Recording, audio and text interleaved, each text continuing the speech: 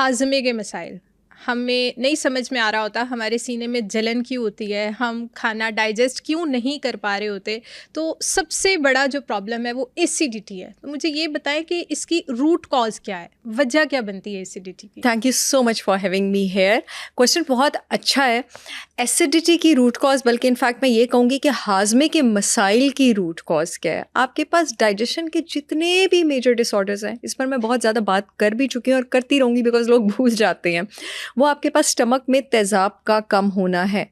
Stomach में तेज़ाब के कम होने से आपकी इम्यूनिटी तो जो नीचे जाना शुरू होती है वो होती है। आपके जितने भी इंडाइजेशन के डिसऑर्डर्स हैं, जितने भी गट आपकी आंतों के सोजिश वाले, इन्फ्लेमेशन करने वाले इन्फ्लेमेटरी डिसऑर्डर्स हैं, चाहे आपका आईबीएस हो गया, आपका आईबीडी हो गया, उन सब की शुरुआत ही आपके स्टमक के एसिड कम होने से होती है। और इसमें आपके जिगर का भी बहुत इंपॉर्टेंट रोल है।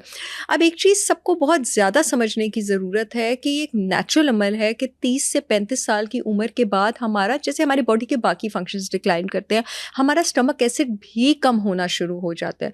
तो हमारा काम है कि हम उसको मेंटेन करें। उसका ये मतलब नहीं है कि बाहर से आप तेज़ाब पी रहे हैं।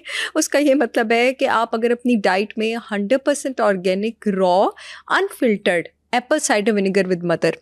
अब नाज़रीन कहेंगे डॉक्टर साहब ने इतना लंबा नाम क्यों लिया? देयर इज़ अ रीज़न मैंने लिया। आप अगर सेब का सिरका लेते हैं, वो अगर रॉ नहीं है, 100% ऑर्गेनिक नहीं है, अनफिल्टर्ड नहीं है, विद मदर नहीं है, तो वो काम नहीं करेगा और वो आपको लेना भी नहीं चाहिए। इसलिए 30 से 35 साल के बाद सब लोगों ने, सिवाय उनके जिनके जिस्म की तासीर ठंडी है, यानी उनको खट्टा सूट नहीं करता, जिनको नहीं सूट करता उनको पता होता है, आप सब अगर इसका 1 टीस्पून पानी के ग्लास में स्ट्रॉ के साथ, क्योंकि ये एसिडिक होता है, नाश्ते से 30 मिनट पहले लेना शुरू कर दें, 90% पाकिस्तानी अवाम हाजमे के मसाइल से बच जाएगी। यही वजह है कि मेरी ब्रांड होलिस्टिक विजडम बाय सहर चावला, मेरी ब्रांड का पाकिस्तान में बहुत लोगों को पता है। मैंने अपना 100% organic raw unfiltered Apple cider vinegar with mother भी बड़ी मुनासिब प्राइस में लॉन्च किया है।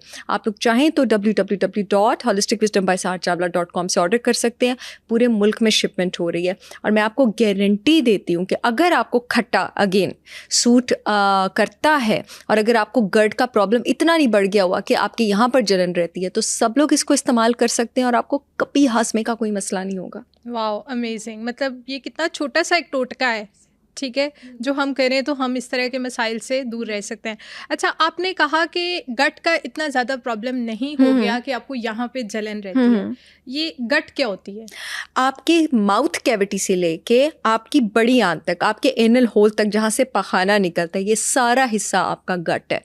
यानी आपकी माउथ कैविटी भी हो गई, वो आपकी बॉडी के सारे पार्ट्स जो आपके पास खाना हजम करने में इस्तेमाल होते हैं। आपका फूड पाइप भी हो गया, उसके बाद आपका स्टमक आ गया, आपका पेंक्रियाज आ गया, जो आपके पास, आपका पेंक्रियाज इंटेस्टाइन से पहले होता है, एक ग्लैंड है जो डाइजेस्टिव एंजाइम्स, इंसुलिन भी हमारे पेंक्रियाज से ही बनती है और ये pancreas digestive enzyme carbohydrate, protein और फैट को हजम करने वाले एंजाइम्स ऐसे थ्रो करता है छोटी आंत में। फिर आपकी छोटी आंत आ गई, फिर आपकी बड़ी आंत आ गई, फिर आपके पखाने का सुराख आ गया। ये सारा हिस्सा आपका गट है। और ये आपने बहुत अच्छा किया, आपने पूछा है। मैं चाहती हूँ पाकिस्तान का जो लेमैन है वो एजुकेटेड हो, उसको पता हो कि गट चीज़ क्या है। इस पूरे एरिया में कोई भी प्रॉब्लम आएगी तो आपके गट का प्रॉब्लम है। आपकी माउथ कैविटी बहुत इंपॉर्टेंट रोल प्ले करती है आपके खाने की डाइजेशन में। इतने सारे लोगों के डाइजेस्टिव इश्यूज तो इकरा सिर्फ इसी बात से सॉल्व हो जाते हैं अगर वो खाना स्लो खाना शुरू कर दें। ये एक बड़ी रिफ्लेक्स हैबिट है और मैं सब लोगों को कहती हूँ कि आप इसको वॉलंटरी, यानी अपनी मर्जी से इस हैबिट को आप डेवलप करें। जब भी खाने का लुकमा आप लेते हैं, 15 से 20 बार उसको चबाएं, स्लो। आपकी जो माउथ कैविटी होती है उसमें सबसे पहला डाइजेस्टिव एंजाइम हमारी माउथ कैविटी में होता है एमाइलेज, कार्बोहाइड्रेट डाइजेस्ट करने वाला। आपकी रोटी बेसिकली कार्बोहाइड्रेट है। इतनी सारी डाइजेशन तो आप माउथ कैविटी में ही कर देंगे, आप अपनी अंदर की बॉडी के लिए काम आसान कर देंगे। जो आपकी प्रोटीन होती है उसका डाइजेस्ट होना बहुत मुश्किल होता है। उसके लिए अल्लाह ताला ने एक बड़ा स्ट्रॉन्ग हथियार रखा हुआ है उसको डाइजेस्ट करने के लिए, और वो है आपके स्टमक का तेज़ाब। तो प्रोटीन की डाइजेशन आपकी ओरल कैविटी में नहीं होती, कार्बोहाइड्रेट की शुरू हो जाती है।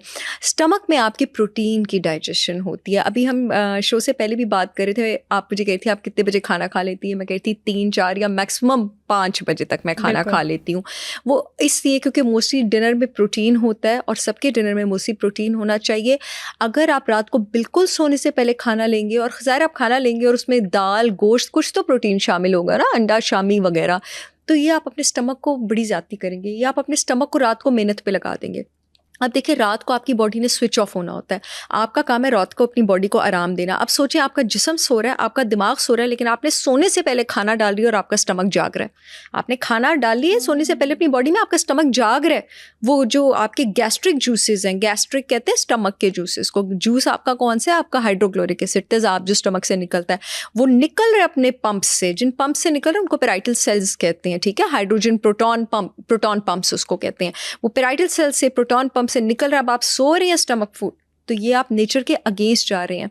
जितने भी लोग इकरा कहते हैं ना, वो बात से बात निकल रही है कि हमें पता नहीं एंग्जाइटी का प्रॉब्लम है, डिप्रेशन का प्रॉब्लम है या गट का प्रॉब्लम है।